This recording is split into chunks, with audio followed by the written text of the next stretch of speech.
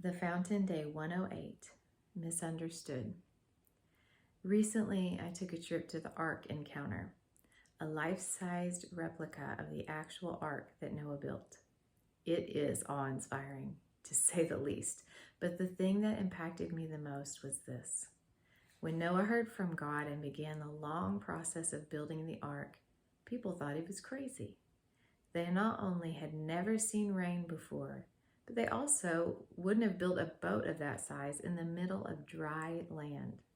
I mean, how on earth would you ever get something of that magnitude to the water?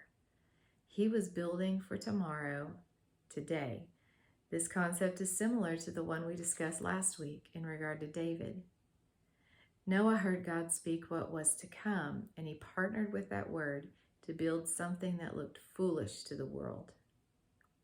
Friends, in this season, many of us are being called to build very differently than what's been normal for many, many years. It's a season of shifting and change. We cannot be afraid of that. Imagine what would have happened if Noah was so self-conscious that he was unwilling to build the ark. Remember that only he and his immediate family were saved. All ancestry lines lead back to him. His obedience was necessary. Yours is too. What if the exact thing God is calling you to step out and have faith to do or build is the thing that will provide for others when the flood comes? Whatever God has called you to do is paramount importance. Will you say yes? Oh, how I hope that you will. Noah was misunderstood for many years. He was mocked even, but none of that mattered when the rain started to fall. You see, others may mock you and say you're crazy, but what will it matter when the rain comes? Today, I hope you'll make the decision to wholeheartedly lean into whatever God has called you to invest in.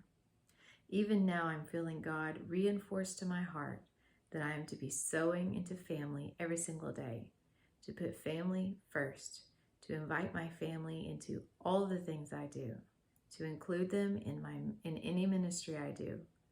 Family first means that sometimes I encourage my kids to join me in things that stretch them or that they say they really don't want to do.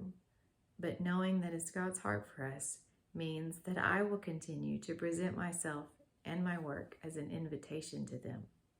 I will live as an invitation to the presence of God. Noah didn't force anyone to join him in the building of the ark. He didn't force his family into the ark. He invited them. We can't expect a good return on forced things. We simply lay out an invitation and let people choose.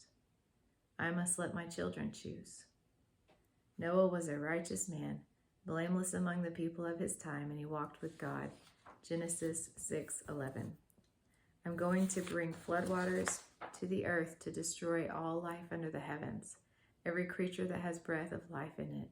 Everything on earth will perish, but I will establish my covenant with you, and you will enter the ark, you and your sons, and your wife and your sons' wives with you.